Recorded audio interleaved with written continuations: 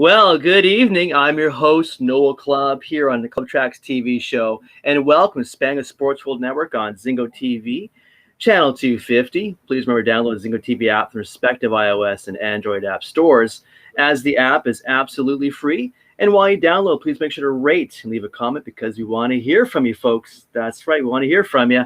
And Zingo TV is also available on Google Chromecast, Amazon Fire, and Fire TV sticks.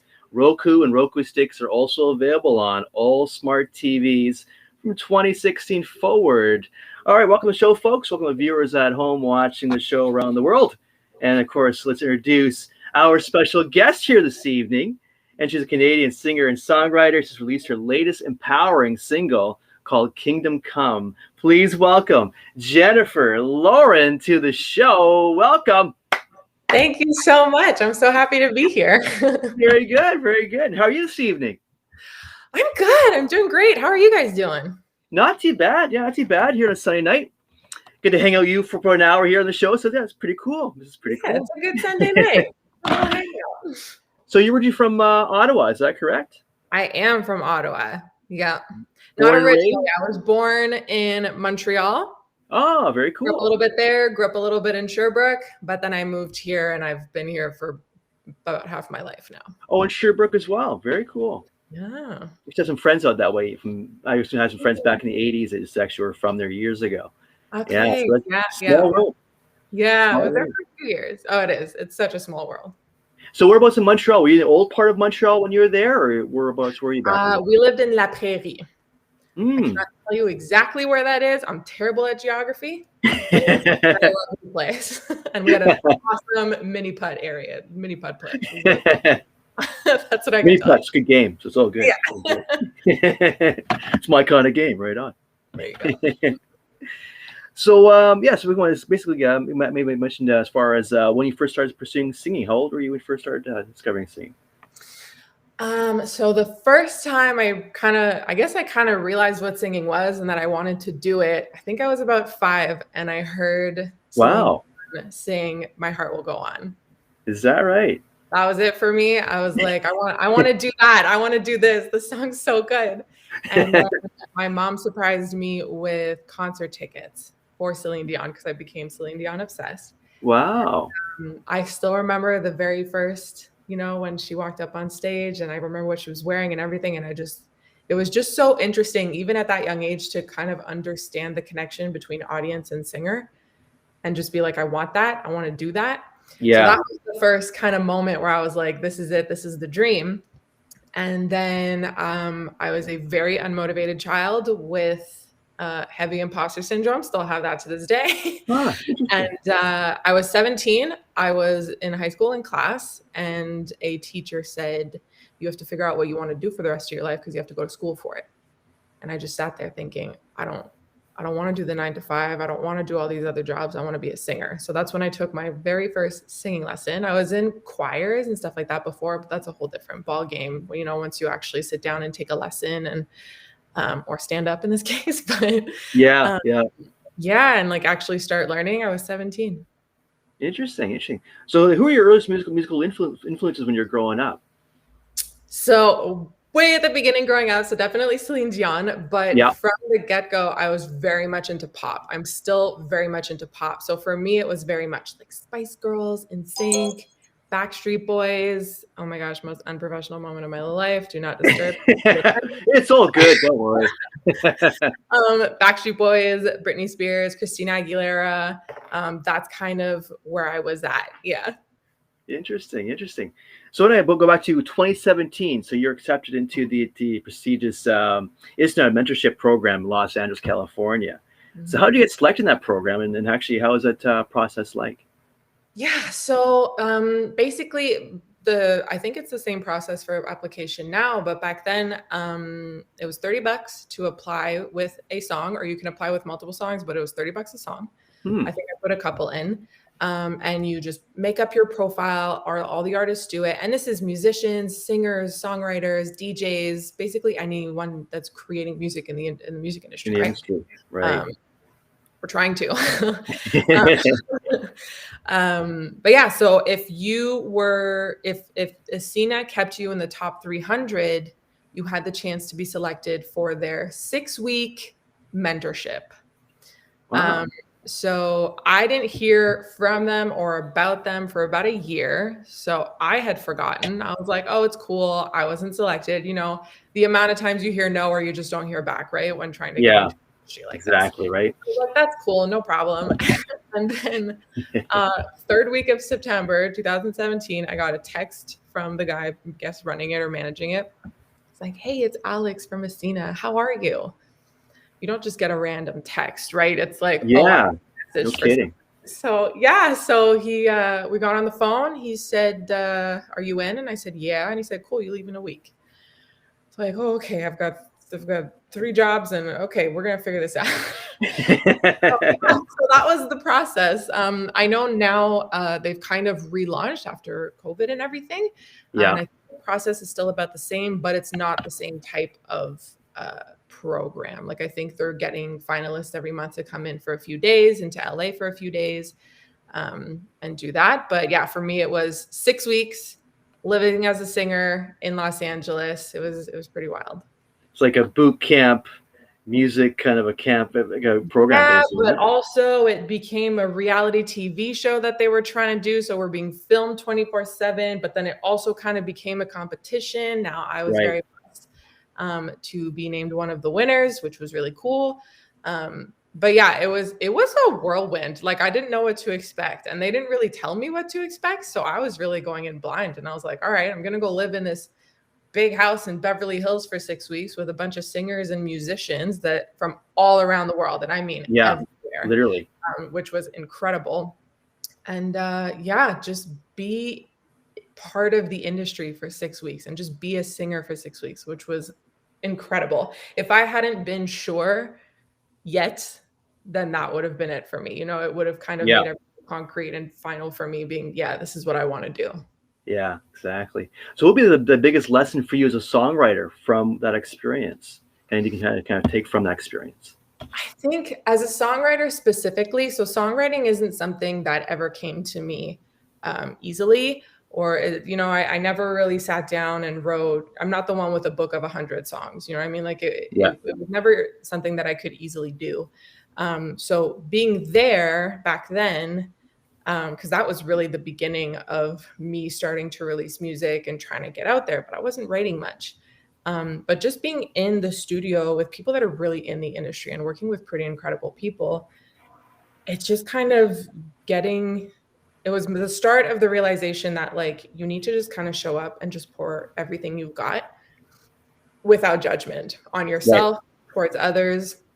Just kind of create, and you learn to create yourself a safe space and to know when you feel like you're not in one. Like, you start to kind of realize, okay, I'm not really jiving with this kind of person, but this kind of person we're really going off of each other and really being creative. And the process is very different. You also I kind of started to feel that even though I got to record in really incredible studios. I got to record in the studio that they did Mary Poppins in. I get to do. Yeah, right. Very cool. Which is so crazy because I love Julie Andrews. Like, I had a moment, but and I was in another studio where we recorded a song, and the very next morning, I think it was Nick Jonas that just like posted a little video of him in the studio playing piano, and I was like, oh, I was there last night.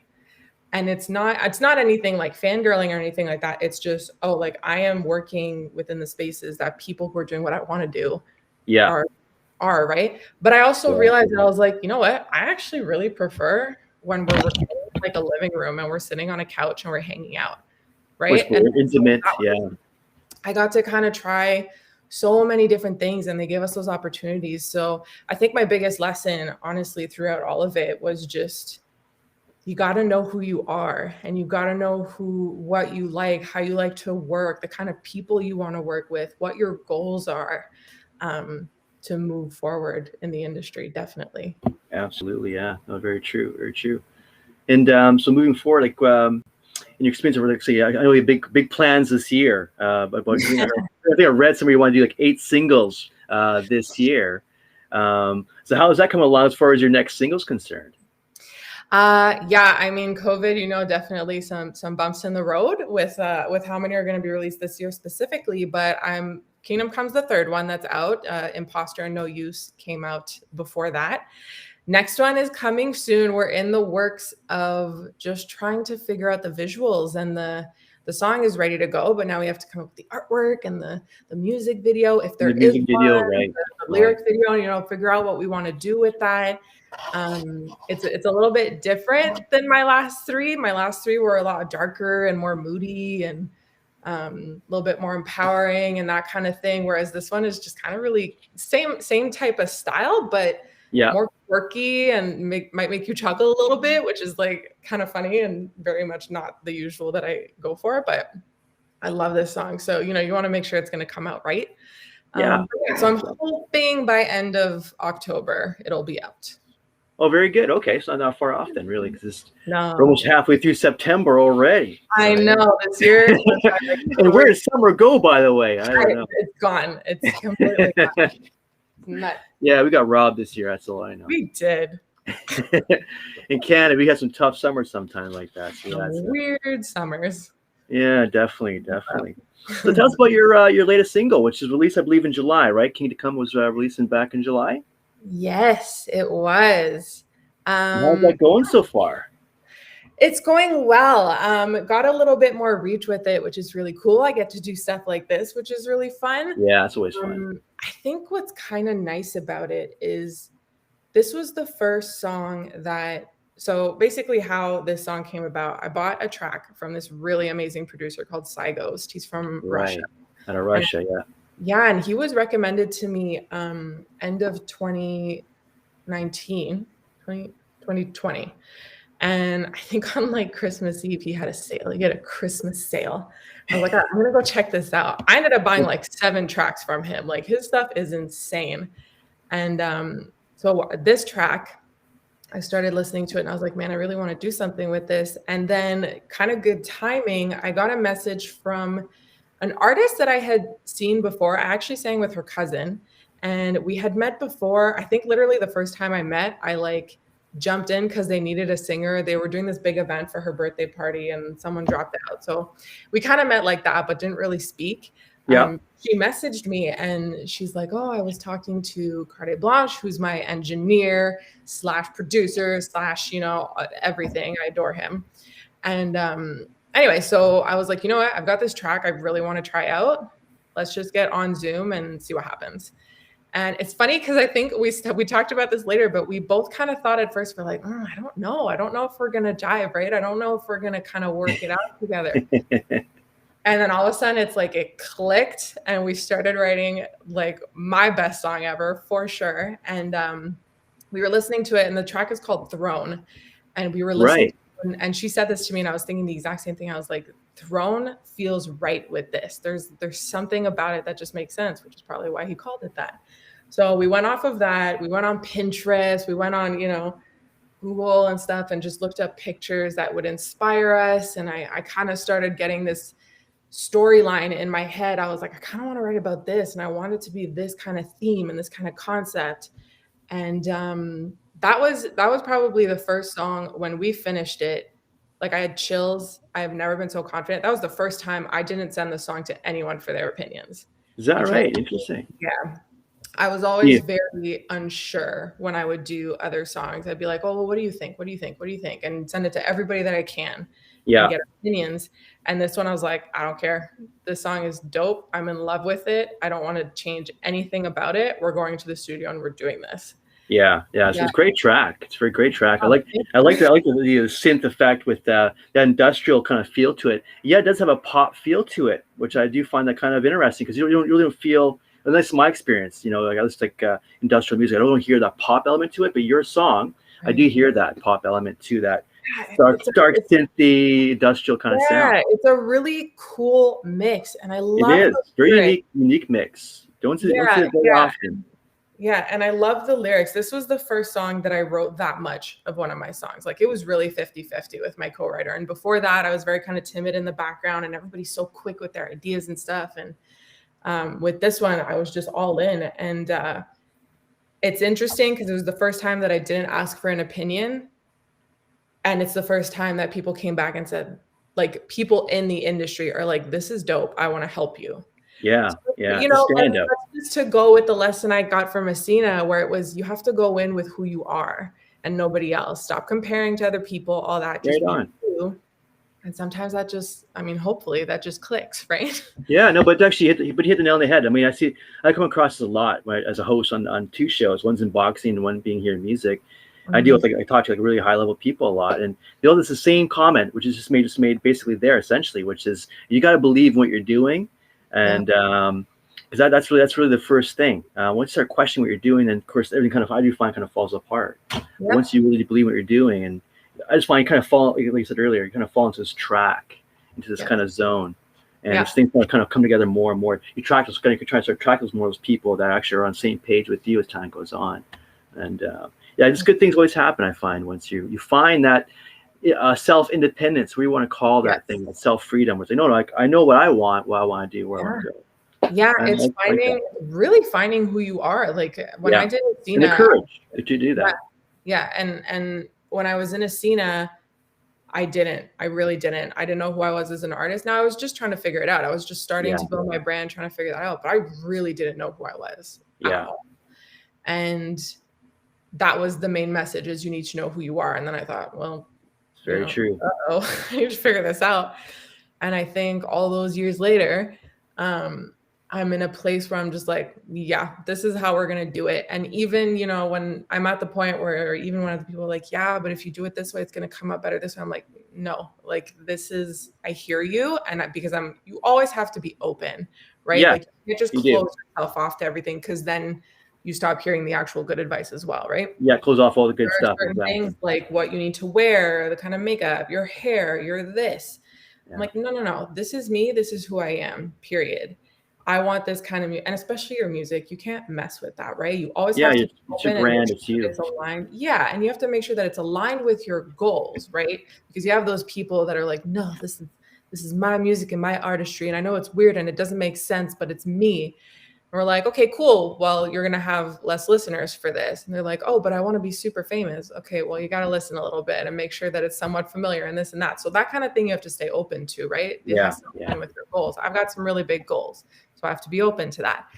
But I'm in a place, I think with Kingdom Come, I put myself in a place where I really am loving it and I want to be in and I want to grow in. That's great. It's great. Say you got a great track to build off right there. So who's behind making the video of Kingdom Come, by the way? A very awesome man named Akil McKenzie from Falling Motion. They work out of Toronto. And I've done my last, from No Regrets to, I think, 4 more tracks after that. And then Kingdom Come, I've done like all my visuals with them. And they are truly awesome. I'd recommend them to any artist. Very good. That was a great looking video too, by the way. Yeah. Thank you. It was the most grueling day of my life. It was so it was like 50, 20 hours. Oh my goodness. It was a solid, probably a 10 to 12 hours. It was 12 hours? Because it's usually long shoots, and which doesn't bother me. I'm cool with that. What wasn't great was we decided to film this in an attic of an old building, and it was in the middle of a heat wave and there was zero airflow. Oh boy. So it literally felt like you're walking into a sauna. Yeah. They were so professional the whole way through. I'm complaining the whole time. I'm running to the mirror just because I got low blood pressure. And I'm like, well, it's probably not a good idea if I pass out in the middle of this shoot. So every time they're like, oh, let's fix this light. I'm like, yeah, 2 minutes. Awesome. And then I'd run out and go find the nearest fan and be like, oh my God. Relief. Thank God. Yeah. And of course me, because I am decided on my brand and what I'm going to wear. And that's pants and a hoodie. So on the hottest day of the year, right on. So it was insane, but they were incredible right up until the moment he said, that's a wrap. And they all went, oh my God. And I'm like, thank you. Join my world. No, it was incredible. It was really, really cool. I love that music video. Yeah, it's a real standout. Of course, the track's a great standout. So that's good to have that great matchup where it's a good video with a great song. Yeah. Let's name the game, eh? Again, branding. Yeah, exactly. So I'm going to ask you about, because maybe you have a co-writer, and is that Miranda Boutros. How long you guys been together writing songs? So Kingdom Come was the first one. So Gotcha. When did we start writing? It must have been this summer. So still quite new, quite recent. Maybe spring. If we released it end of July, we filmed it end of June. We probably I think we recorded it when it finally started to open back up again in Ottawa. Mm-hmm. So yeah, probably like late September is the first time, or sorry, not September, late spring. Late spring. We started writing together. Yeah. So we've got a bunch of other songs that we're working on right now. There's one that I'm ridiculously excited about. Yeah, it's been great. And I'm like excited to keep writing with her, and Kingdom Come was a really good start. So hopefully we keep that going. Yeah, no kidding. That's a great combination there. Yeah. Very well done. Very well done. So of course, during the lockdown, so you have like a lot of songs right now in the kind of the back burner, if you would, right now. You're kind of looking at releasing. So 3 tracks right now, kind of working on 4 tracks kind of thing. Yeah. We've got a good handful going right now. There's one that's done, ready to go. We just need to figure out the visuals for it and release it. The other ones are still in the making. Yeah, very cool. Very cool. So what do you have any plans of releasing an album, a full-length record in time, or just want to stick to more of the singles right now? Sticking more to singles right now. I would love to do an album, definitely a dream project of mine. But I will do it when it is asked for, right? So Until such time. Well, and because a lot of artists who don't have necessarily an audience yet may have an audience, just not a huge audience. Right. Just jump into making an album or an EP, and they release like 10 songs, but nobody's there to give it the attention it deserves. And then you've got all this time, all this money that's just kind of thrown into it's all tied up world of singles right now. We're in a world where people are streaming specific songs, taking songs out of albums and putting them into playlists, or just listening to that one. So yeah, I'm sticking with singles for now. Once the audience demands for more, I will happily oblige. Yeah, no, I hear you. This is again, reflection of the times right now. It's actually kind of reminds me of the 50s and early 60s, which when it was like highly single based music scene. So it's kind of like kind of seeing that again, that cycling thing. Here we go again. Yeah, isn't that interesting? It is. Like that come back around in a whole new world. I was hopefully it would come back to be like 60s all over again. It becomes like really, really revolutionary again. Right. That comes next to me. Yeah, right on. Okay, I can handle this. I can take this. No, it's always exciting just seeing where music goes, and even just the pop genre, right? Because pop, like it's not one specific thing, right? So it's like it's always super interesting how it evolves and seeing where it goes. I get really excited about that for sure. Yeah, same here. I mean, I've had a lot of different artists on the show every week, and I'm seeing like more and more these different genres being married up to another genre that you never really think of before. But they just kind of found it, discovered it, created it, and evolved it, and now you have this very unique sound. So I'm hearing a lot of jazz with pop, like rock into like one song. So you hear a lot of unique combinations, which you didn't really hear that much of years and years ago. That are very, very good, very well written. But underappreciated, maybe don't get enough exposure. But there's a lot of great stuff out of Canada, I have to say. Definitely. Oh, Canada is pumping out some crazy. A lot of great stuff in Canada. Oh yeah. Absolutely. We're definitely putting ourselves on the map for sure. Yeah. That's what we wish we could make some more noise for us, because I mean, again, the talent I'm seeing right now is. Unfortunately, the mainstream is kind of bearing. I find the good stuff is actually below the mainstream right now. This is what's my experience. But that's a lot of good stuff. What's also interesting with the way things are now is it's not just what's on the radio. It's not just what's on the top 40. Correct. It's beyond that. We've got places like TikTok, and we've got, stuff like that where all of these really cool musicians, these independent artists, or people who have been signed and just not discovered yet, like blow up. And then and then it ends up on the radio, and then it ends up on the top 40. So it's pretty cool. It's interesting how all of that's evolving. It is. And it's still evolving as we speak. Yeah. No, it's pretty cool. So what are some other kind of other big challenges you have as being a young artist, besides being that part of the picture? What's the other challenges you face as a young artist today? So speaking of all that exposure, yeah, I think one of the tricky things with the way it's really easy to create music. It's really easy to release it. It's insanely cheap to release it. So really, like, whether even if you have a really strict budget, you know what I mean, you can make it happen. Yeah. But there's a lot of us doing it. Yeah. A lot of us are really good. So it's trying to find your audience and find, because I Yeah. do think that there's room for everyone. I honestly do. Like, there are so many people on this planet, and we take in so much content now. And we like music. And like I said, Spotify, you take one song here, and make these massive playlists and stuff. Like, Yeah. so I think there's room for everybody, but it's finding your almost like breakthrough point where you start to reach that bigger audience, and so that part's definitely pretty tricky. And then just because everything's online, everybody's successes are online. You only see the polished version of people online, right? Correct. Yeah. Not the real thing. Yeah. Yeah, it starts to become difficult not to compare.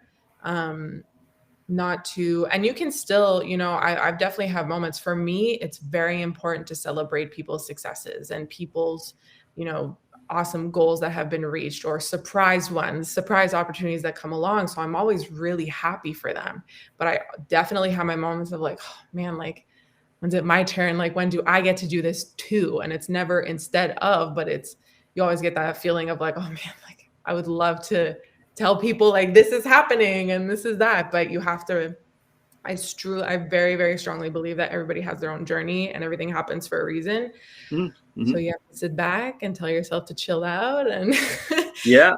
come when it comes and the way it's supposed to come, and just to stay open for them. But yeah, I think those are kind of some pretty good challenges. I think a lot of artists deal with this, but I personally deal with some pretty heavy imposter syndrome. Wrote a whole song about it.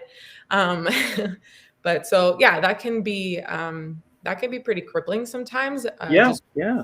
wanting to Great move subject forward. matter. Great subject matter. Bring that up. Well, yeah. So for anybody who doesn't know what imposter syndrome is, it's basically, the idea is you just think you're a fraud. No matter what success you get in life, you just think you're a fraud. You're like, oh, I'm not actually Right. supposed to be here. Or you don't think you deserve to be here, that kind of thing. So yeah, that can be rough. That can be really Definitely. rough. And it pulls you back, or you Yeah. go into something not Sets as you back for sure. yeah. So the whole fake it till you make it thing was very much part of my life, where I'm like, okay, I know I'm feeling that imposter syndrome thing right now, but we got to go in like we deserve, and that stuff. But I recently was watching a bunch of industry people on Zoom talking. I'm part of this program called the Songwriter Academy. Very Anyone cool. looking to grow their songwriting skill and make connections and all that should definitely check it out. It's incredible. But they do this thing called After Hours. And so it's the guy that runs the show and a bunch of other mentors that get together. And I asked the question, how do you deal with imposter syndrome? Mm-hmm. And it became this huge conversation. And, they mentioned you have to know the difference between imposter and failure.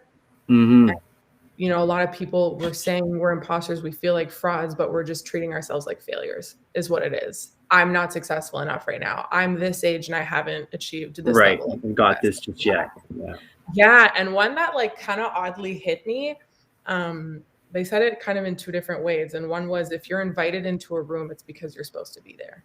You deserve to be there. You work to be there. You're not pretending, right? Like, you were invited into it, so you're meant to be there.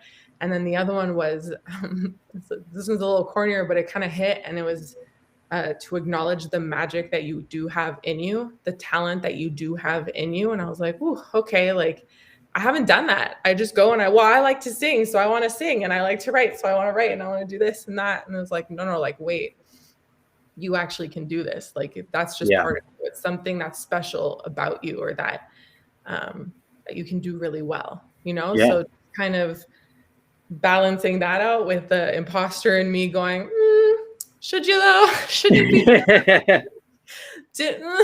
you're trying to do this, but like, yeah, right? So yeah, so it's pretty cool. I think it's very important to surround yourself, whether that's your friends or family, or if you don't have that kind of support around you, go find it. right? Yeah. There are people out there who want to give it. Correct. So, yeah, I'm always and that's happy. game-changing stuff too. You're mentioning there, it's this game-changing stuff. Yeah, well, and it is. It's pretty. Once you surround yourself with people that have similar goals or similar types of goals, and even if that's just the drive to succeed in something you're passionate about, that's a goal right there. And everybody has that on some level. You know what I mean? So once you or most people have that. Not everybody has that. Not everybody has that, but we have the capacity to do that. But it's just up to us to but find sometimes that. you're not surrounded by people who have that drive and that passion. So finding the people who are passionate like that will change a lot for you and just kind of change your perception of things and how you see yourself and what it is that you want to do. So I'm pretty lucky to have been around some pretty amazing people. It's so true. I say, plus it's going to help, kind of basically elevate you along the way too in many different ways. So all that stuff is just like a synergy. It's good synergy. It kind of evolves and grows as long as you keep that momentum moving forward. That same one thought, that one connection, that one thought, essentially. Then it goes the right direction. Well said over there. Well done. Thank you. A little bit of wisdom. Yeah, exactly. We kind of do it all here on this show. So we're kind of touching, of course, online stuff there. So were you doing a lot of online performances during the lockdown? I did a couple. I think I jumped on once, just kind of doing covers or singing my own stuff, doing little like instrumentals. Sorry, not instrumentals, but acoustics, that kind of thing. I did one with my friend that I befriended at ISINA, where she's from New Zealand. So we kind of matched up times and we got on together, and she sang some of her new stuff and I sang some of my new stuff. We did that. But I will say COVID, I kind of turned inward. I didn't. Is that right? I wasn't super on social media. I wasn't trying to push anything. I very much turned inward, and I don't know. It was very like, excuse me. I just kind of learned a lot about myself, and just kind of had to sit back and think, because everybody was saying like, you should be doing shows, you should be online, you should be doing this and this and this. And all I kept thinking is, I have no idea what to post. I'm a social media marketer. I have no idea what to post. I don't know what to put out there. I don't know what to do. And so that kind of made me go, okay, well, maybe we got to rethink this. Like, I'm not happy posting things anymore. I don't know what I'm doing. Right. I was like, well, let's get to know what we're doing. Right. So I kind of I moved out, I got my own place. I had a lot of alone time. Obviously, a lot of people had a lot of alone time. Sure did. Figured out like, okay, what are my goals? What's my brand? What do I want to look like when I present myself out there? Did a lot of meditating, manifesting, all that good stuff. So yeah, it was not too much going on online and not too many shows going on. And I was actually I started to plan doing a show that I was going to do in town at this cafe that I'm in love with. And I was going to stream it online and stuff. And I'm almost happy it didn't really happen then, because I feel like I wasn't as strongly aware of what I wanted my brand and what I wanted to do. Yeah, we want to be kind of thing, right? Yeah, so I'm kind of glad I got a bit of that downtime, I guess, where I could just kind of turn inward and really kind of figure out what it is that I want to do and how I want to do it. Yeah. Well, that's what. That makes a lot of sense. Doing. That's actually you're evolving right there. You're thinking about it. The thought's expanding. You're exploring other avenues in that thought where you want to take it. That's evolution right there. So and I signed up for a couple programs. I'm doing the songwriting program. I'm doing a sync and licensing program, so to get my music on TV and movies. Excellent. Doing all that stuff. So just a lot of learning. Yeah. No kidding. So talking about TV, I know a couple of your songs were actually featured on a Russian show last little while. You're going to kind of share more and expand more on that. So that was actually connected through the ISINA program. So one of the songs, the song Now or Never, I recorded while I was there. And so they loved that song. And then the other one was my song, but I released it while I was there. So they just messaged me one day and they said, the show in Russia wants to put your music in the show. And I was like, oh, cool. Yeah, I'm down. Let's go. Yeah, exactly. No brainer. That's really cool. thankfully at that time I was working a receptionist job where the girl next to me was from Russia. And so when the show came out, I was like, what are they saying? What's Yeah, no kidding. And No then all the kidding. people commenting and finding me online and talking to me in Russian, I was like, what are they saying? But yeah, so and Now or Never ended up playing in the first episode of the third season, and then Enemy played in the fourth episode, I think. And it was cool because they were both kind of featured songs, which just means that the song is at the front and you hear it and there's no talking or anything during it. So that's the best kind of song you want. Yeah. And then right before it kind of came out, I found out that this was like the top rated detective drama in Russia. And I was like, oh, wow. Awesome. Very cool. Very cool. It was like 48 hours. And they were like, okay, yep, we're ready to go. We'll let you know when it's out. And the crazy thing is one of those songs wasn't out yet. So I had all these Russians finding me being like, hey, where's this song? We love it. And I'm like, I'm so sorry. It's coming. I promise.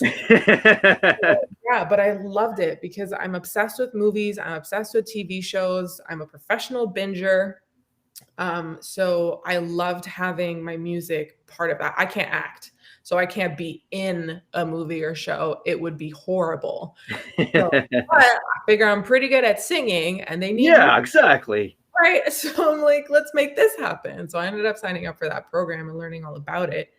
But yeah, so that's the goal. That's one of the goals, is definitely to get more of those. Oh, no kidding. I mean, like, you can't even buy that kind of publicity, right? That kind of exposure. Just having your couple songs on a TV show that's that big in that country. That's phenomenal. Especially with Shazam now, right? People are just like, oh, I like this song. And Shazam, right? Yes, check a song. Oh yeah, I like that song. Yeah, precisely. Yeah. Yeah, and I get analytics every week to tell me how many Shazams I got and which songs were Shazammed, and it's those songs from that show. Interesting. Very cool. Pretty cool. Very, very cool. Yeah. Wow. Very cool stuff there. Yeah, exciting. So we're talking about because when you have done like a lot of vocal, like you've done like a lot of live shows before pandemic. Is that correct? Yeah. So what kind of your vocal preparation for you before you perform live or before live in the studio? What kind of rituals do you go through? Yeah, so vocal warm up is very, very important. Basically, that's me in the car just blasting a vocal warm up track and singing along to it, just doing all those crazy weird sounds that everybody's like, I don't understand. Like, they're probably looking into my car thinking I'm absolutely insane. I'm like, wow. But yeah, so lots and lots of vocal warm up. And that, I mean, I'm saying lots and lots. That'll depend on the day. If I was singing earlier that day, I'm not too much. And then sometimes I just have a really tight jaw and I have to figure that out and all that stuff. Lots of water and tea. And I'll do I'll do some manifestation, sometimes a meditation if I'm feeling a little jumpy that day or something like that, or just like excess energy. And I found too, there were a couple times, like if I'm feeling kind of sluggish that day, I'll do like a little mini workout just to kind of get the heart pumping a little bit. The endorphins up as well, yeah. Yeah, so that I can like be on stage or in the studio and like actually give some energy. Yeah, so that's kind of what that looks like. Yeah, nothing too strict. I figure when I start performing a lot more and stuff like that, and time is a little bit different and tighter, I'll have something a little bit more kind of streamlined. But yeah, that's pretty much what I'll do before a performance or going to the studio. Yeah, right on. And it comes actually because you touched on it earlier, and again was meditation. So, what kind of form of meditation do you actually practice? Because I mean, there are so many out there. What do you actually and I'm not going to say that I'm like super well versed in it or that I'm like a pro or anything like that. I think for me, I find ones like sometimes on YouTube. I've bought a couple online before. I'm really loving the Headspace one. Netflix and Headspace collaborated. And so I love their stuff. But basically, I'll usually just try and find a meditation that aligns with the energy I want to be giving off or the thoughts that I want to have, whatever I'm doing. Are you more like a verbal, or is it more of a visual for you, that experience when you're meditating? How does that work for you? Is it verbal? That's interesting. Yeah, I think I'm more visual. Like I like the visual. that will tell me to visualize something, and it really puts me in that space. Yeah. But then that being said, I'll usually write down and say out loud some manifestations as well after the meditation, just to kind of put in some, not to put in positivity, but just to set a positive mind, because I think that's really important. like a mantra, basically. Is that correct? Yeah, exactly. Which means continuous word over and over again. It'll usually create a vibration. It'll usually be a sentence. Like if I'm going to go do a performance and I'm not feeling 100% about it, I'll say, I am confident. I can't remember exactly. It's been a while since I performed, but if I'm not confident in this, or if I think I'm going to forget my lyrics, I'll be like, I know my lyrics. I know my music. I am my music. Right. And, I am confident. I am a performer. I am this. And it's just kind of, and that's just pushing back the imposter syndrome, right? Being like, I'm not pretending here. I worked my butt off to do this, to not suck when I go on stage. Yeah, exactly. Like, enjoy it with me. Right. So, so just really simple things like that, just to kind of click yourself and put yourself into that positive vibration and into that place, that space of success. Yeah, that's a key phrase. That vibration is really the key phrase. You're trying to get yourself in that vibrational state. And something my vocal coach, who's really into this stuff as well, said to me, and it's almost like this, but then when it's said to you, it like clicks and you're like, oh wait, you're right. And it's never to attract positivity, because then you're insinuating that you're negative. So you're trying to attract positivity, but to actually just be positive. Yeah. I thought that was so interesting. I was like, oh, you're right. Like I'm not saying like I'm going to be confident. Positivity comes to me. I am it. I am positivity, and it radiates from me. Yeah. So, we create it. We create that, all that. Yeah. Yeah, exactly. Yeah. Because we are basically, I hate to say this in terms, I'm not spiritual, I'm not religious, I'm saying, but I'm a big believer in spirituality as far as, the individual being basically formless and, living many lives and intuition, all these things. I'm a big believer of those things. I've seen it firsthand too throughout life. And that's really cool. Yeah. It's just like, it's going to hear from someone else like yourself. Like, okay. Yeah. Very cool. Yeah. It's always good to hear another person's perspective and experience from that. Definitely. Yeah. I love those stories. I think they're really cool. Yeah, definitely. So moving on here. So is there any musicians or artists out there you want to collaborate with as a possibility down the road? Oh man, that list is so long. Huge list, is it? Oh my God. It could be right now, I'm really obsessed with Billie Eilish's new stuff. I've been obsessed with Billie Eilish the whole time, but her new stuff is insane and I'm really loving it. So I'd love to collaborate with her. Khalid, Harry Styles, Ed Sheeran, and whether that's just like writing together or actually being on a track together someday or something like that. That would be amazing. But then I'll think of artists that are like Demi Lovato is a huge role model to me. So working in any capacity with her would be pretty incredible. But then I have like artists like Daddy Yankee. Like if you told me that like Daddy Yankee one of us was going to feature on the other song, like I'd be done. Like my childhood is done. Like the little me that watched Fast and Furious at like 8 years old, like I'm done. Like I'm good. Success has been reached. I can retire. I'm good. The list is huge, but those are kind of the top ones that I've been thinking about lately that I'm like, oh, that would be really cool. Right on. Yeah, right on. Got dream good. Well, got dream big. That's for sure, right? Got dream big.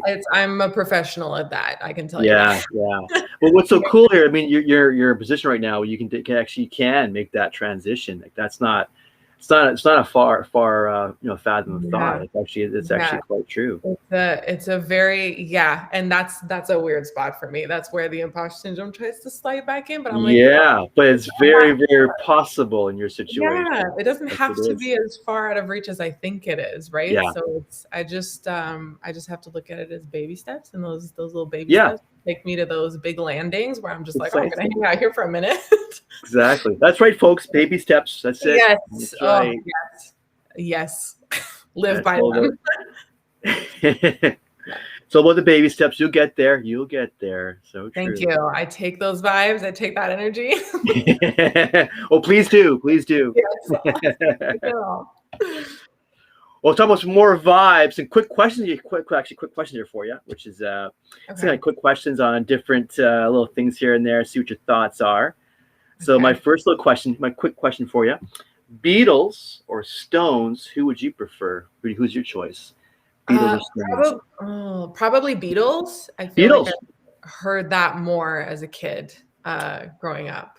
Yeah, actually, you know what? Me too. I grew up on both, but Beatles have always kind of just had more impact on me. I remember, I'm sure I heard the Stones growing up too. I think I just remember hearing the Beatles and just kind of hitting harder.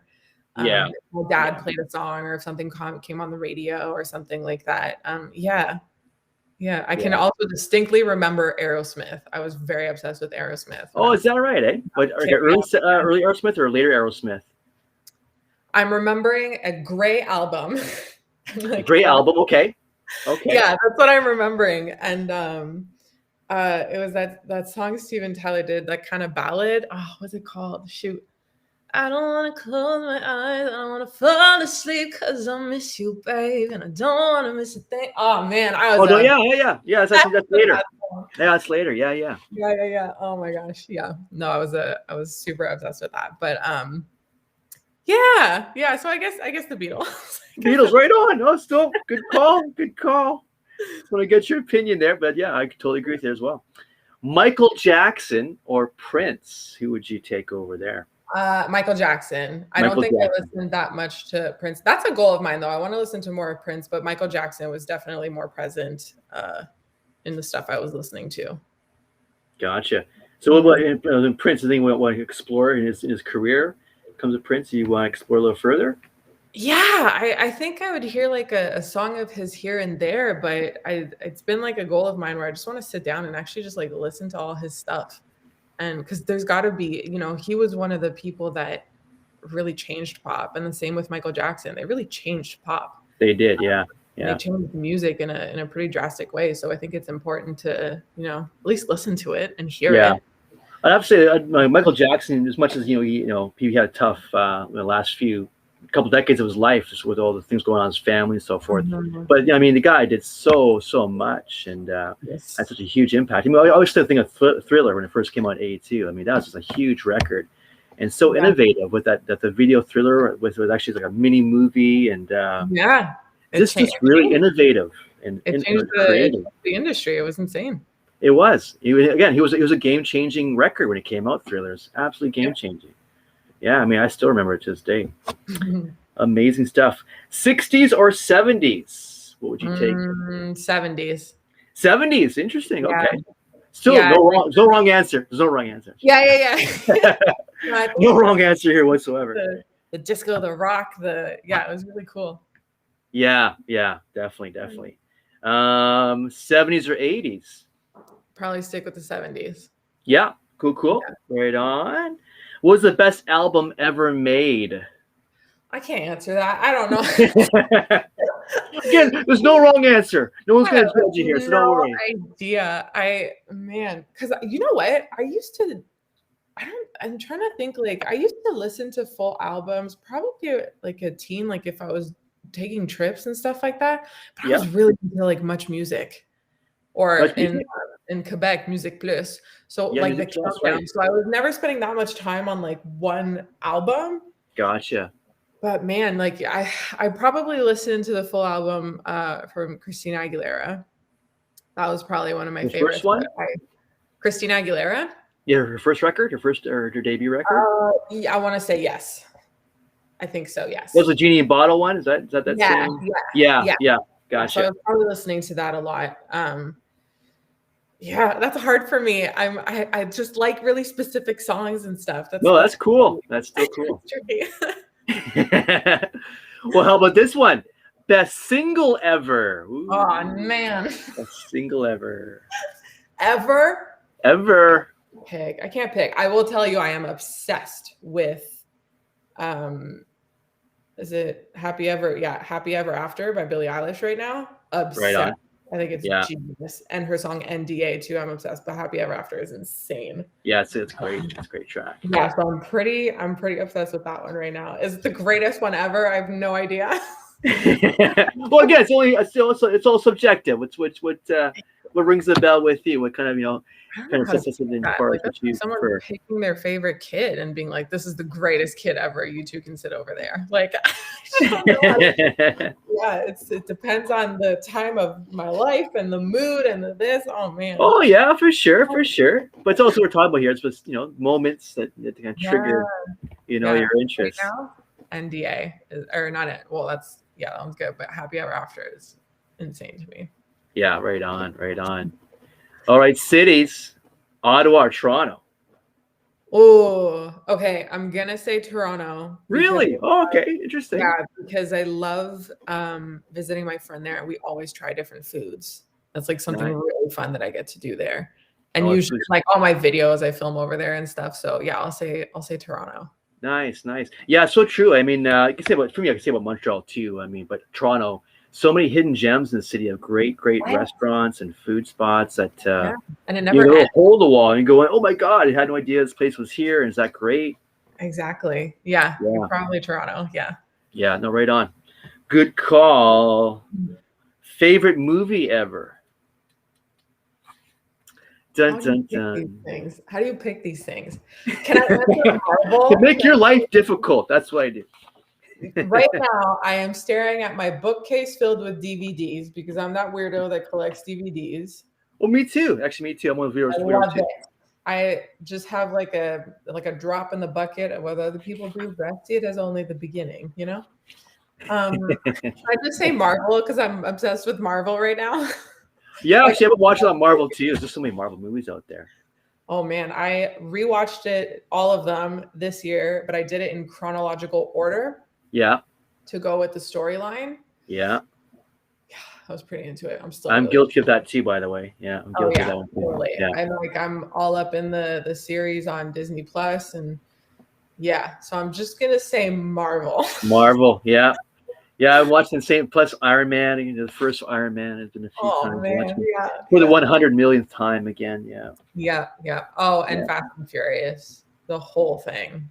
Yeah, that's true, eh? Actually, I for me, I really enjoyed the last 4 or 5. I thought was kind of I haven't seen high action. I haven't seen Fast 9 yet, so no spoilers. But yeah, the last few are crazy. Yeah, really. And crazy. I love every second of it. High octane, high energy. Yeah. Just like you. Right on. That's really funny. Just because I'm like the chillest, most low energy person you'll ever meet, but well, so far it's been a good interview, so I would have to say the exact opposite. So. Well, hey Jennifer, actually we're out of time, so I just want to thank you for your time coming on this Sunday evening and talking about you and what you're up to, and Kingdom Come, the great single you got out there, great empowering single you got out there, by the way. So thank you so much. This was a lot of fun. Thank you. So hopefully I'll see you again real soon. Stay in touch, right? Definitely. Stay tuned. If anybody wants to come and say hi, I'm on Instagram at @JenLauren_. But yeah, no, stay tuned. More is coming. And where can I find the record again? Where can we find your record? Anywhere, wherever you're listening to music. Just look up Kingdom Come by Jennifer Lauren and you will find it. Beautiful. That's great to hear. Well, thanks, Jennifer. Great interview. Great time with you, hanging out with you. It's a great time. Thank you. I hope you have a great rest of your night, a fantastic rest of your summer. Yeah, I'll try to. Hey, just like you, eh? Let's make the best of these last dying days of summertime. Yeah, exactly. Well, thanks again. Thanks for joining me, and thanks, folks, for watching this show. And we'll see you all real soon. Take care. All the best. Bye. And, of course, Zingo TV. Watch for all the news. Watch it, hear it, read it, download it, live it. Love it, everyone. We'll see you soon. Thank you. Thanks, Jennifer. Thanks. Take care. Good night.